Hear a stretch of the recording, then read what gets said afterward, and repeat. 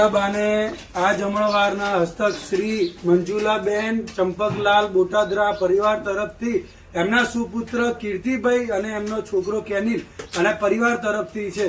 જય માતાજી. જય માતા.